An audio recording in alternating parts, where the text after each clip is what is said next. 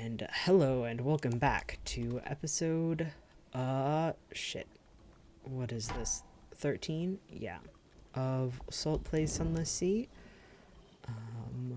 Literally like 5 seconds after I ended the last one. Oh. Bad. Bad. That was really powerful. Didn't like that at all. I'm going around and doing things. I didn't expect to get into a fight immediately upon doing that. I'm gonna actually read all of my reminders of what I'm doing once I'm in Port Estival. Oh. Okay.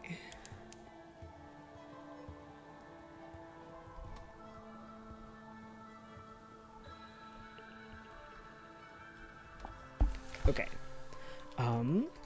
Well, with that, really quickly, the things that I need to do are the sigil-ridden navigator wants me to go to the Chapel of Lights with a couple of live specimens, which I don't have. Right now, I'm at Estival partially to get a mirror catch box of sunlight to bring to the Fathom King as one of the things that I need to find out more about my father's bones. The Clattery Heir is also looking for one live specimen to continue her storyline. The Tomb Colonists.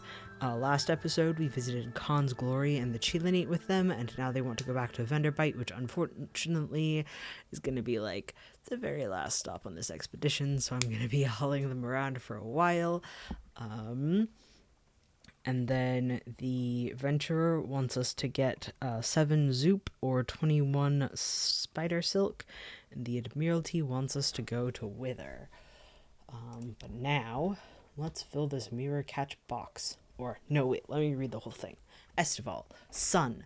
A great beam of sunlight bathes the island. Squint into the dazzle. Far above, there's a hole in the roof.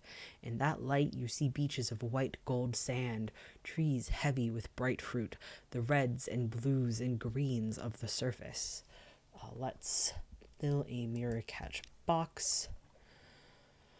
Snap it shut. The box will remain filled with light until it's opened, even underground. They do it with mirrors. We've lost our mirror catch box and gained a sunlight-filled one. I think it would be good for me to gather supplies. Get 9 supplies out of that.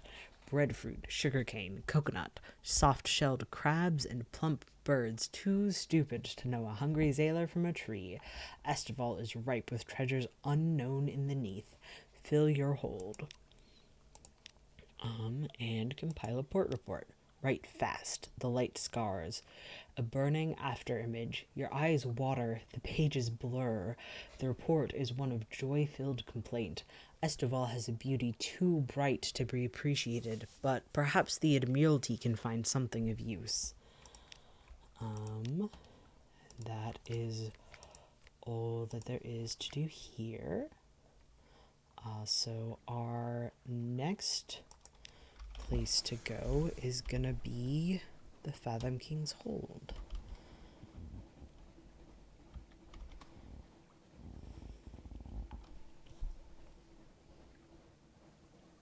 Hopefully I can turn in the sunlight without a Z story, or maybe I have Z stories.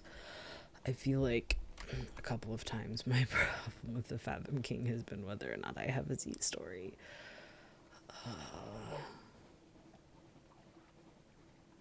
I didn't write down anything about needing Z stories. Nope, there's a Lorne fluke.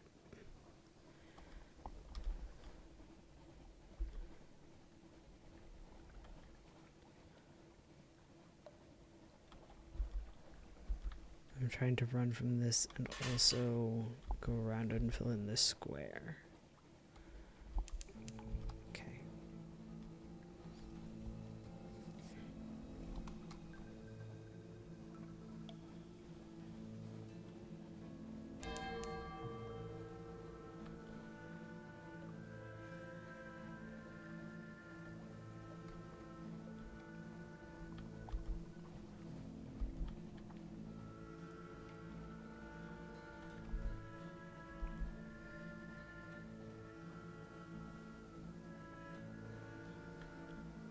The promised sea.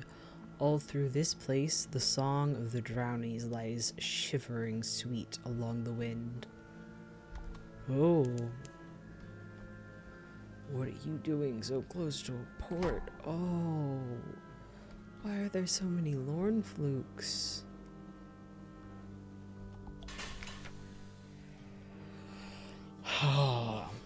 Okay, the Fathom King's Hold. Lorcan's Port, named for that most enterprising of drownies. Phosphor cells burn green. Somewhere below, the king waits. I do have to have a Z story. Oh, I can. Okay, let's compile our port report first. Those granted audience return dazed, awestruck. The king is not generous, but occasionally he is fair.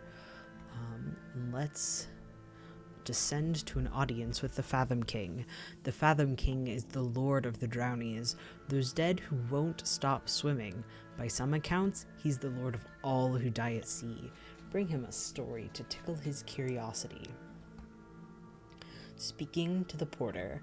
The porter has the skin of a shark. She has a drowned woman's eyes. It is not permitted to look at her hands. Yes, she rasps. That story is sufficient. She opens the valves of pearl and permits you to pass into the conduit.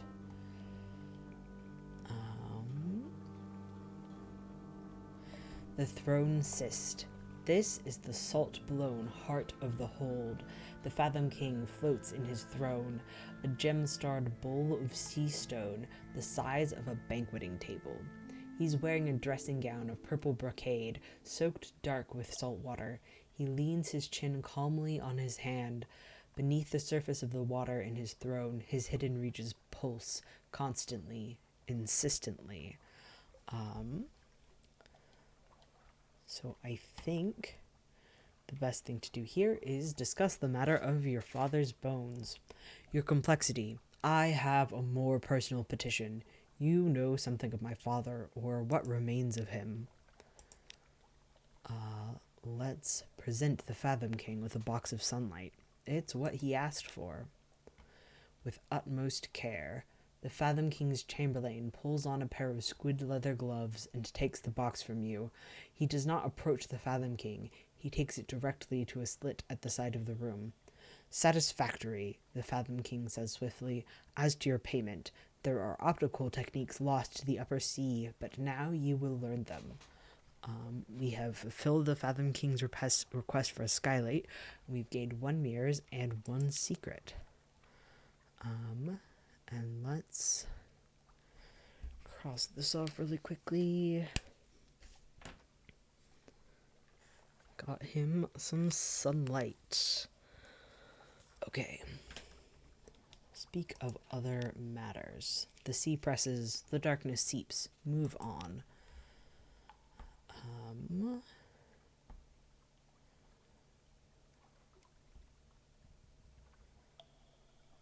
You know what? Let's ask a boon of the king. You have brought the king a story gift. You may ask a gift in return.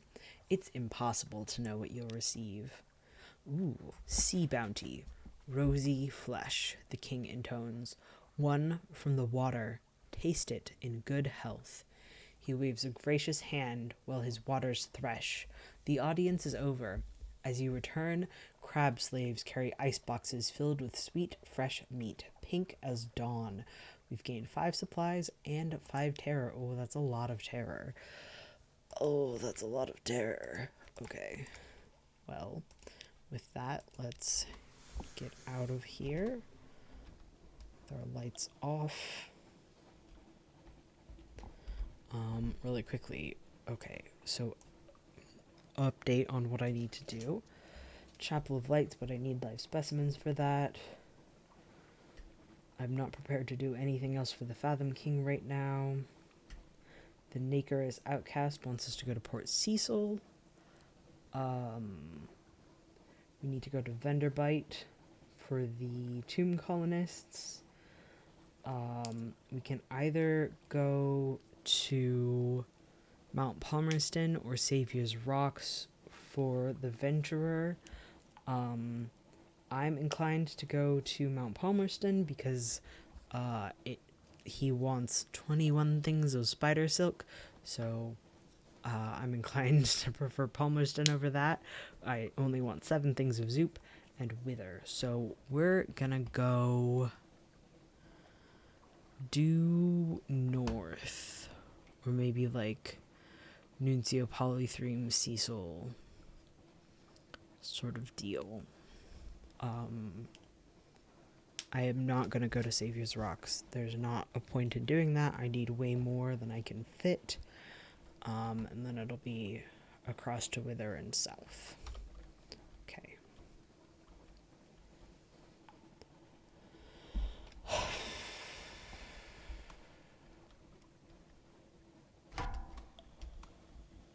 You know what? I can probably take you. I can take you.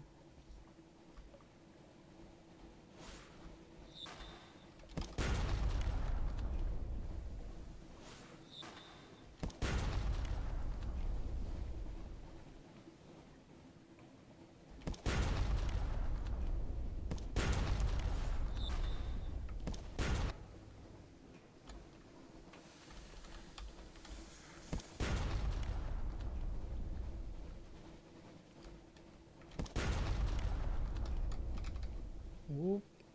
No, I turned wrong.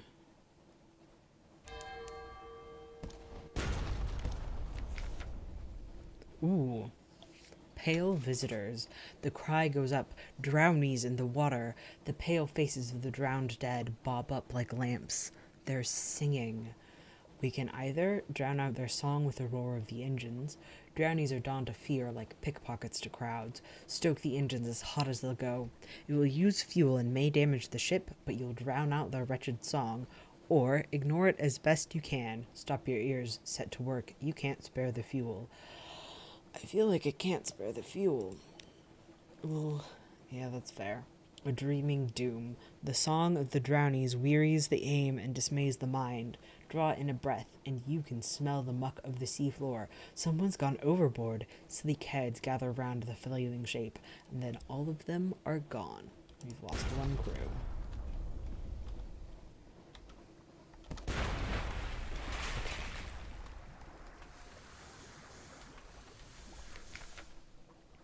Ooh, yes, the pirate poet again. Awesome. Crippled, broken, already feeding the Z's endless hunger. Little remains of the ship, but scraps of sinking cargo and a few buoyant parts of its splintered carcass. We will investigate the wreckage. You'll have to be quick to salvage anything. You steer close, shining the lamp on the debris. Captain, quick, over there, port side. What's the pirate poet, the legendary clay woman corsair. She clings tight to the last few scraps of floating debris, defeated but defiant. Let's rescue the pirate poet. Once again, you are the victor. Sorry. Once again, the familiar dance. Words are no longer needed. The pirate poet bows her head, acknowledges your victory. Next time, though, a slight smile adds, do not expect her to go so easy on you. So we got 100 echo, a fuel, and a supplies out of that. And a stout crate with more fuel in it. I don't need this strange catch. And I can let go of the supplies. It's easier to get supplies than it is to get strange catches. I feel like.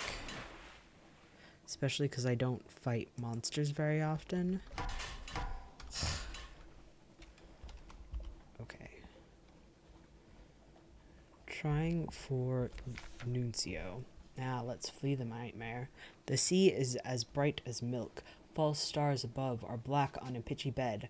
Something is watching you. Its gaze enfolds your boat. You are as transparent as glass. We are going to flee the nightmare. We succeeded. Oh, that's so much fear. Maybe I cut this off early and just go home. I don't really want to do that. But maybe I need to. I'm gonna go to Nuncio and see if I can get fuel and fear reduction there, because I don't remember. depending on how that goes, I might just head straight back. Well, not straight back. I still have to go to vendor bite. Oh, this is not great. I've been too bold, I think.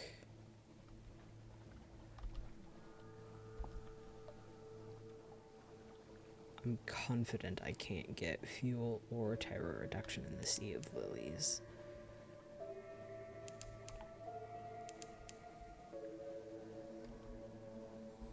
This is bad, y'all. Oh, I'm so scared. I mean, I'm not so scared, but like, you know, my character. What did I name them? Jamie. Jamie is so scared.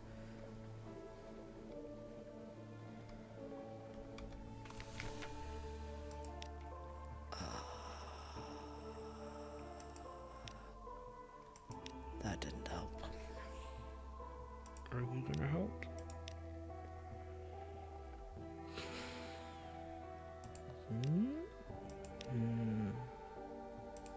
Okay.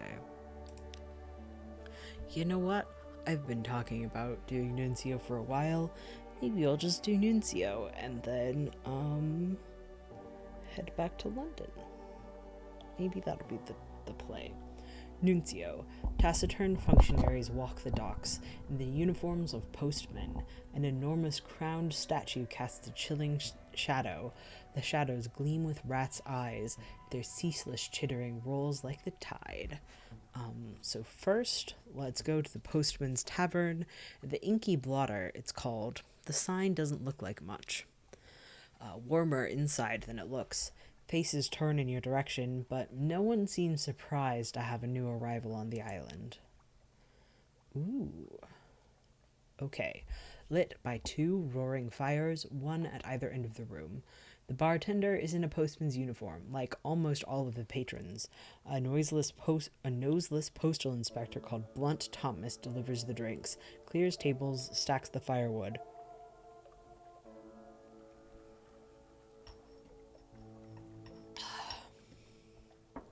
Alright, let's start by allowing the clattery air to offer her services. She could remove the call from a postal worker. They wouldn't be a worker anymore, of course. The hairless postwoman won't hear of it, but you do get one taker. I miss London, he says. I'm tired. The inside of my mouth tastes like stamp glue.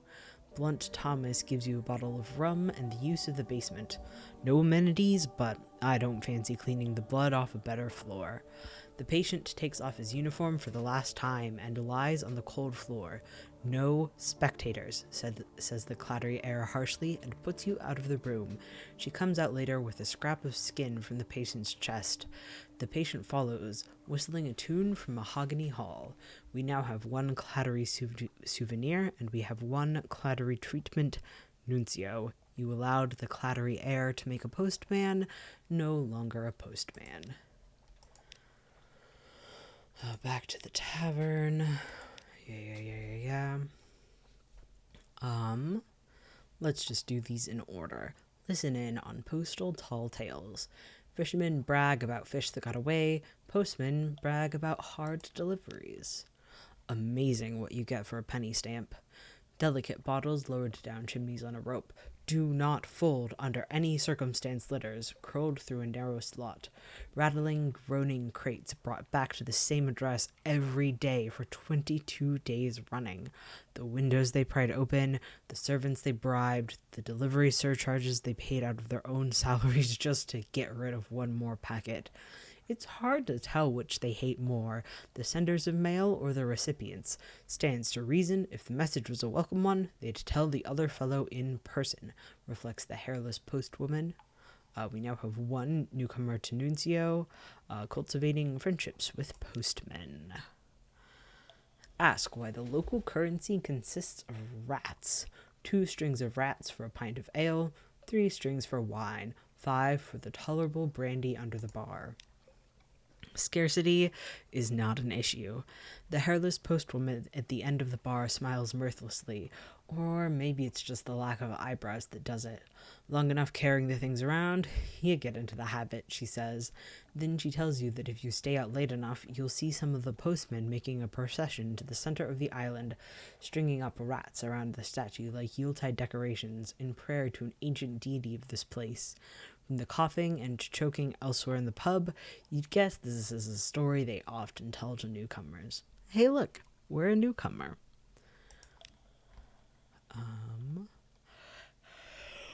Oh, this is rude. I'm not gonna do that. Ask about that big statue in the center of the island. If there were a guidebook for visitors, it would have to be the first entry. The monumental postman. Oh, that. It's all of us, isn't it? Sort of the spirit of the island. Most of them don't seem troubled for more of an explanation than that, though the hairless postwoman tells you it didn't always look like a fallen London postman at all. It used to have a different face and a more old-fashioned outfit.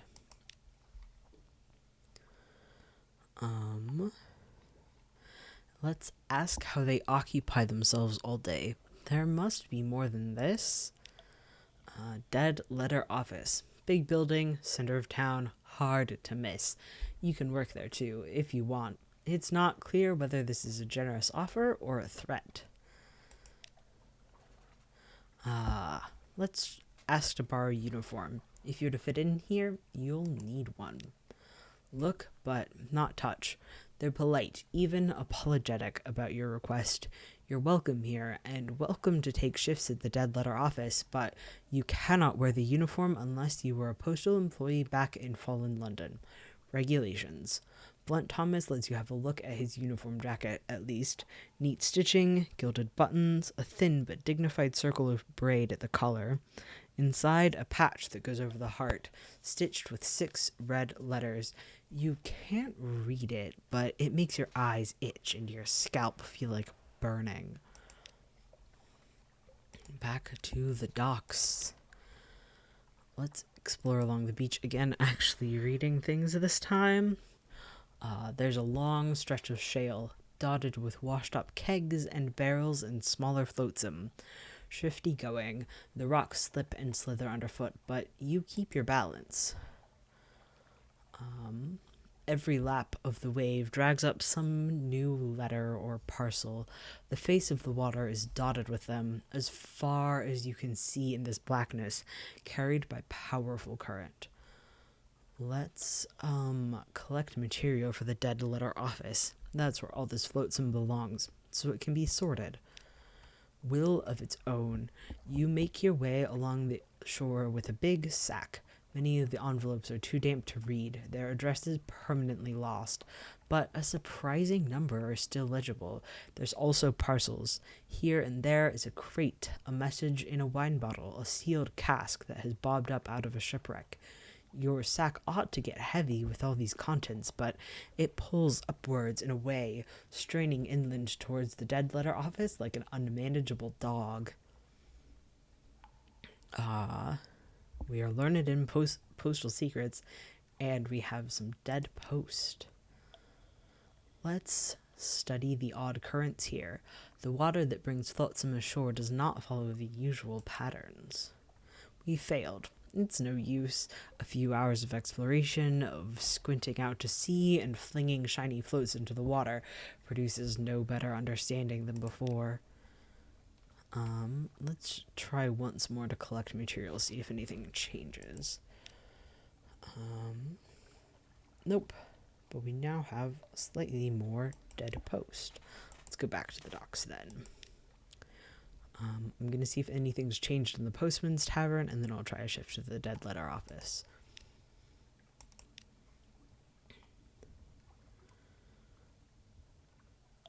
Ooh. That's a fun potential faux pas to do. First, though, I think I want to ask why the postman came here. You don't get the impression they're making a holiday of it. All unhappy postmen are alike. Their stories have different beginnings, boredom, frustration, a fellow who is overwhelmed by guilt after missed delivery, but they always end the same way. Undeliverable letters and parcels accumulating over months and years, attempts to ignore the undeliverable, to shove it into a desk or carry it in the bottom of the bag, an increasing preoccupation with these items. Finally, a decision, to meet the compulsion, to go to Nuncio and be rid at last of the remnants. The postmen do not bring the dead letters to Nuncio. The dead letters bring the postman. I'm going to show off this undeliverable post. It's full of conversation-starting bits, like this parcel with the bloodstains. Everyone flinches when you open the sack. The bartender speaks for everyone. What's wrong with you bringing that stuff in here? Take it around to the dead letter office. Wonder why you even carry it, what with the pull. Ugh, yikes. I really want to try this. Smoke. It gives off a lot of smoke thanks to how waterlogged it is, but the fire is hot and it does catch. Several of the postmen turn around to look at you, and one of them is about to ask something. But before the question forms, Blunt Thomas storms in, waving over arms and shouting at you, Stop! Stop! Stop! You're swamping the reassembly room! An hour later, you're standing in front of a glass dome in one of the dead letter office's back rooms. In the pure air under the dome, the letters are reassembling themselves, burning in reverse until they are whole again. You think we didn't try that, said the postman on shift, staring gloomily at the pile. It always turns up again. Whatever you do, don't ever bomb the post. Well,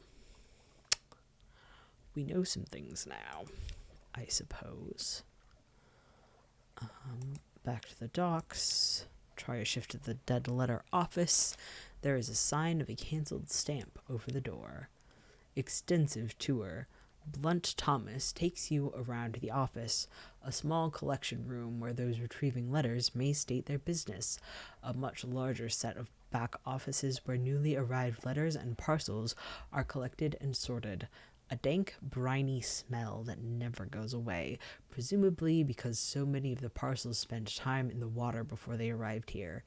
In the back room is a machine manned, ratted by a postal rat, a Rattus Faber in a pinstriped hat.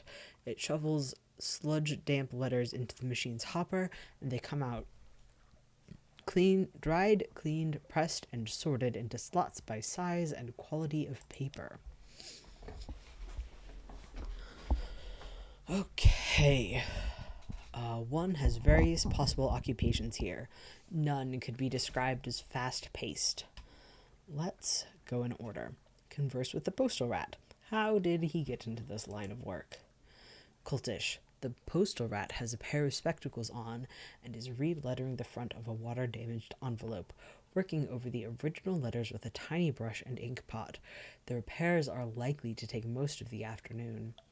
I like to think of myself as being in the resurrection business, he says, stopping to look at you seriously for a minute, where circumstances permit taking the dead letters and making them alive again. Doesn't often work, but when it does, a miracle.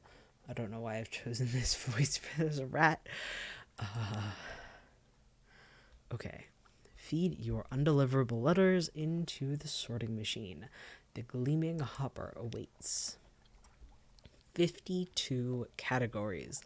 After prolonged whirring, the machine begins to distribute 7 invitations edged in gilt into the correspondence of the aristocracy slot, 2 oversized parcels probably containing books into the books tray, 1 stamped bronze tablet that drops with a clang into a bin marked First City. The postal rat watches all of this with an air of satisfaction.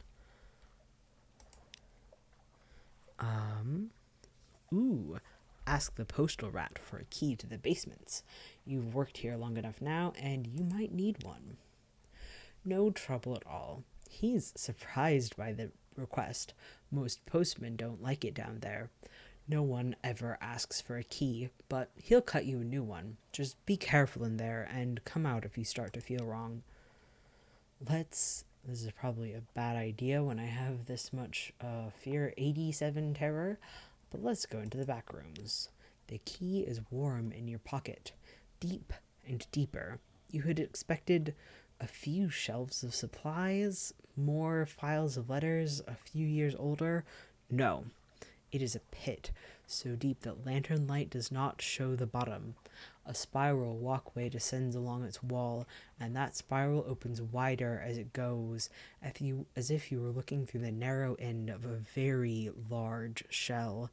Lining this wall are shelves and nooks, unevenly sized. Some are a few inches square and contain single scrolls of papyrus. Others support crates bigger than coffins. They're made of a woody fungus, grown to meet requirements. There are no marks of carpentry or any of the postal rat's handiwork. Ooh, 3 turns down the spiral and you feel you can't breathe. Time to leave. You could come back later. Maybe. Interesting. There's so much terror. Let's tell the postal rat about our basement findings. It gives you something new to chat about. Troubled, but not surprised. They say that's been there since before we came, before there were Londoners in the Neath, before there was a dead letter office. There was someone else, and they built the last layer on top of what was there before, and so on. When you press him a little further, he says, I've been down there. Didn't like it much, but I wanted to test my machine. Thought if it could handle some of the very old dead letters, that would be a good sign, evidence the machine was in working order, good strong sorting categories, and so forth. He pauses. There's letters down there that set your hair on fire if you so much look at them. See the bald patch on my left leg? That wasn't a machine accident. Oh no. They singed right off as soon as I put my nose into one of them letters.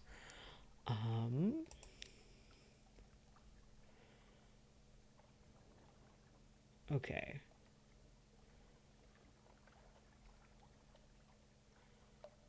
I'm going to note that I want 5 foxfire candles and a flare. Okay.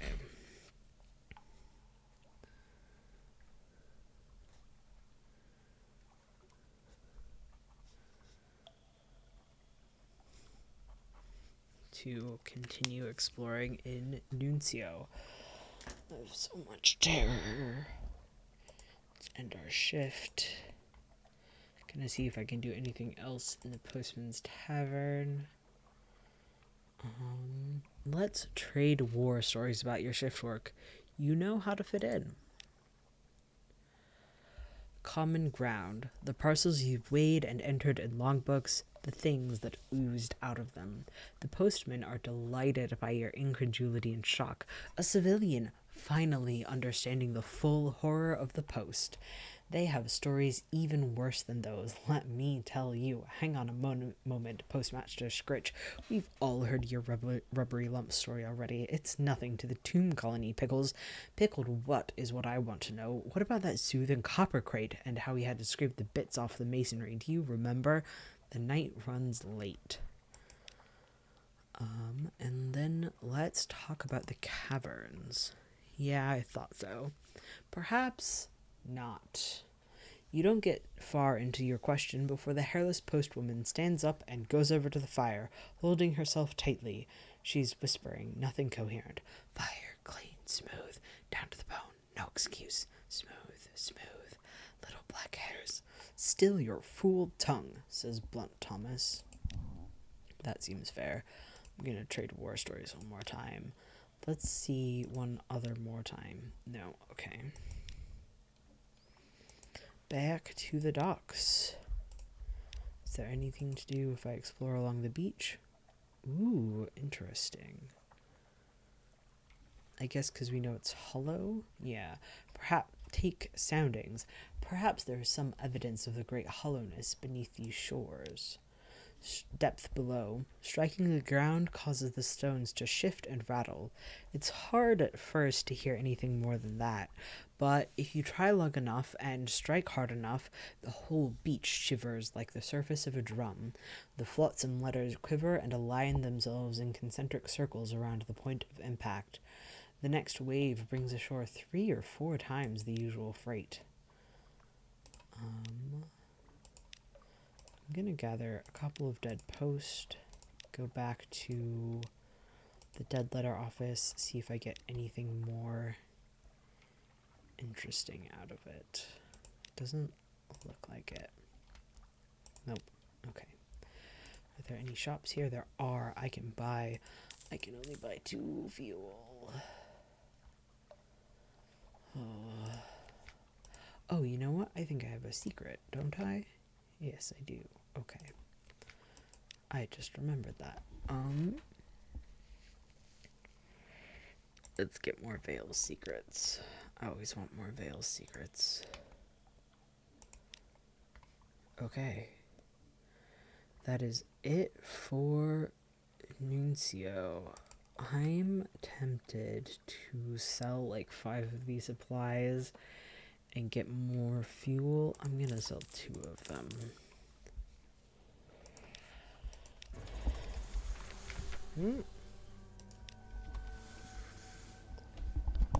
Well, let's see if after all of that I make it back to London alive.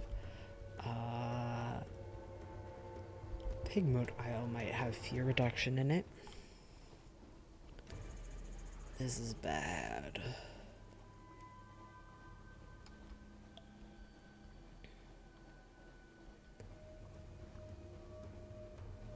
I'm tempted to do the rush thing, you know?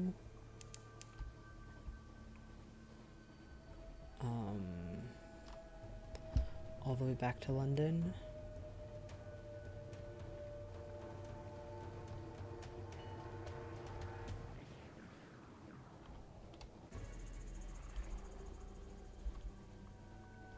I think I'm gonna get to Pigmoat Isle and then I will rush all the way back to London. No! Damn it! A questing tentacle. Gleaming, it rises from the Z. It coils lazily around a Xailor who does not speak or cry out. She only steps into its embrace and is gone. No one. Ask and no one will answer. Did you imagine it? The Z is quiet, nothing stirs, but you saw the moon-pale limb of the monster. Was it there? Did the Xailor leap?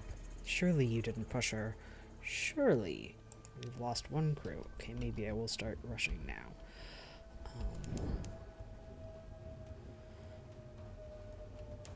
I'm sure this won't cause problems at all. Again, I don't remember if Pigmoat Isle will let me reduce fear, but I'm going to try because this is bad.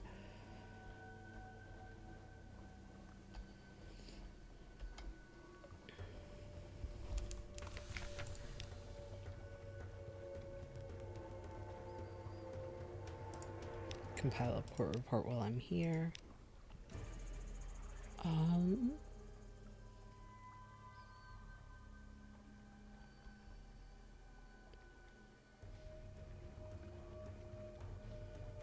Let's help Marina resolve a dilemma first.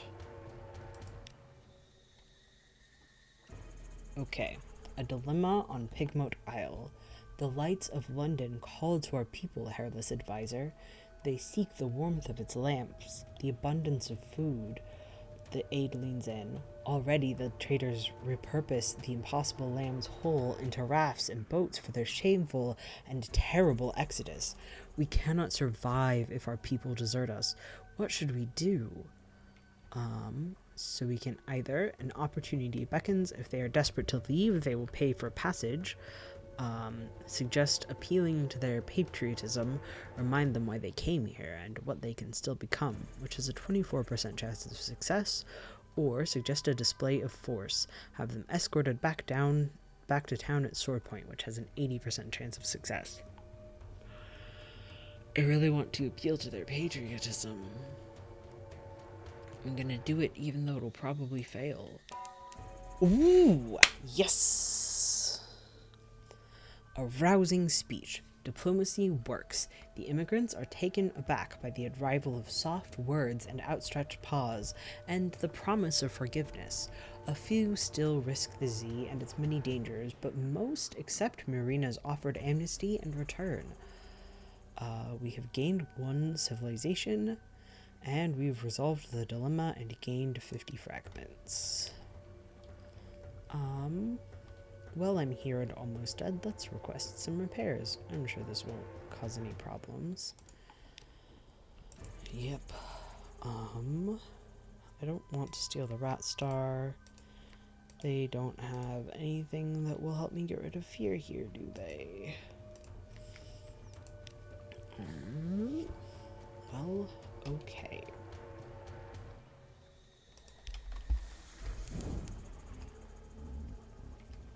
We are rushing. We are rushing. Full power.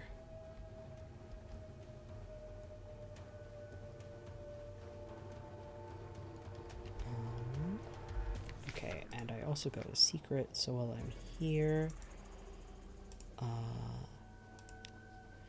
I want...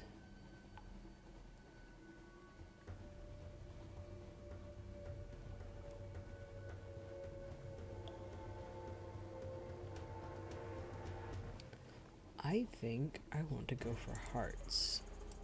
Just even one better hearts might help me a little bit with my terror problem.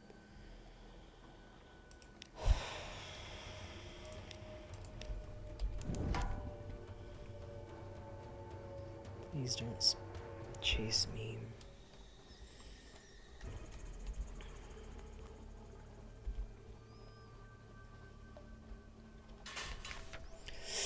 Yep. Yeah, I was scared of that. Oh, god damn it.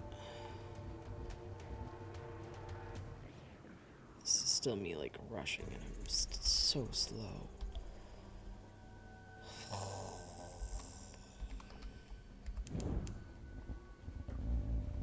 There's bats. I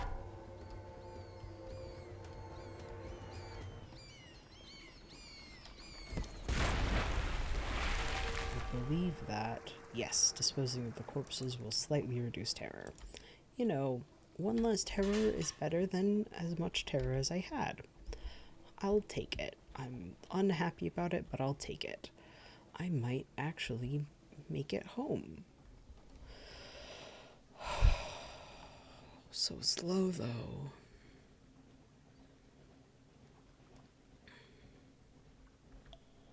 I don't remember if I have recent news, but I'm pretty sure that if I do, I can reduce some terror here, too. Ah. This is why I requested repairs. I can't believe this is what rushing is. I do. Ah, okay. I lost 5 terror, and I gained a C story from that, which is good. I'll buy 1 fuel from you guys, but I don't think I need any more than that.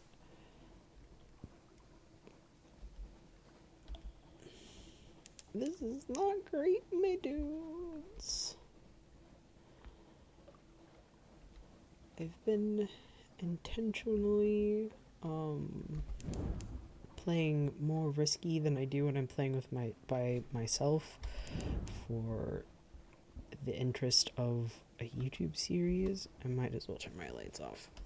And whew, it's not going well. It's not going well. It's like I definitely get the appeal of playing riskier, because I definitely, when I succeed at things, it feels like more of a success. But yeah, I thought that might happen.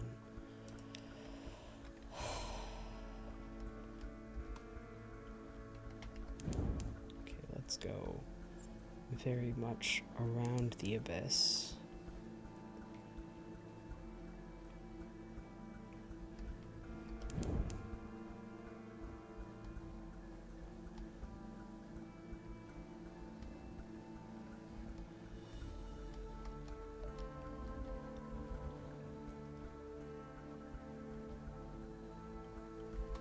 Okay, I can turn my lights off now.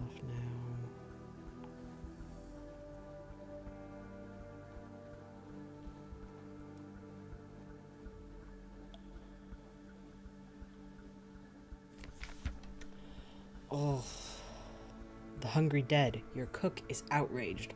One of the tomb colonists is woken from his coffined rest and found his way to the stores. When the cook came across him, he had consumed a half-wheel of cheese and an alarming quantity of suet. Let's return him to the hold. Yeah, that's fine. I can deal with the loss of supplies right now. Oh my god.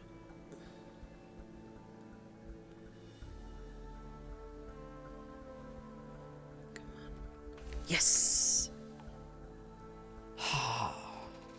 An inspection by the Ministry of Public Decency. Some things are too illegal for the Customs Service to admit the existence of. The Ministry are here looking for those. I don't have anything to hide. Haha. They leave scuff marks on the newly scrubbed decks and take great pleasure in tangling the rigging. They find nothing more dangerous than a moldy ship's biscuit. And let's get a sigh of relief. Ooh, terror so high I gained 3 nightmares strength. That's a lot. Okay. Let's collect some messages.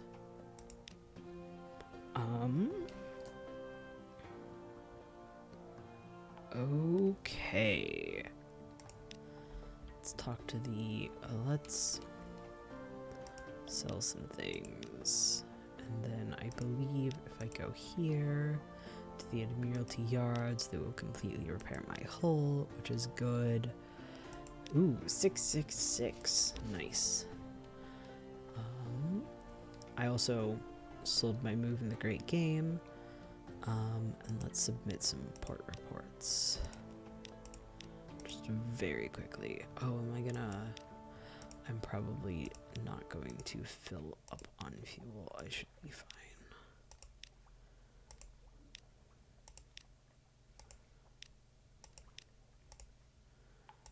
Now I'm getting worried that I will.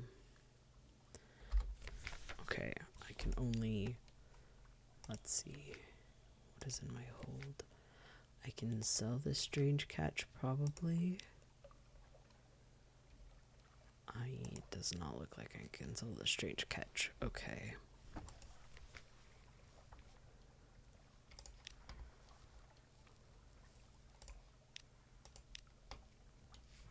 So I can only turn in 2 more of these port reports, I think, before I run out of space. And I want to turn in Quaker's Haven. What's another one that I'm unlikely to get back, or I'm very likely to get back to? Let's go with Khan's Shadow. And the deal is now my hold is at 40 of 40. So I can't, do anything else. Let's read these papers. And get rid of that strange catch. I really wanted to sell that strange catch, but I guess not. Do I have anything that can be made into an heirloom? I think I need... No, I need 7 of those. Okay. I think I need 10 of those. Yeah. Okay.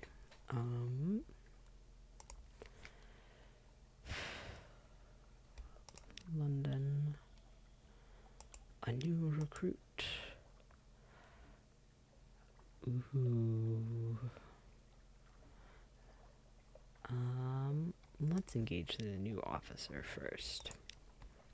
And then we can engage more crew.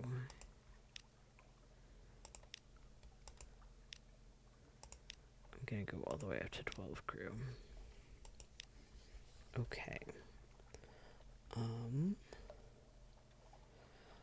I think that's probably everything that I can do right now. I can't sell anything. I can't buy anything. 'Cause shit is full as it can get. So I think that's that. Thank you for watching this episode of Salt Place on the Sea. I hope you are as excited as I am that I actually made it back to port. That was really close. And I will talk to you later. Goodbye.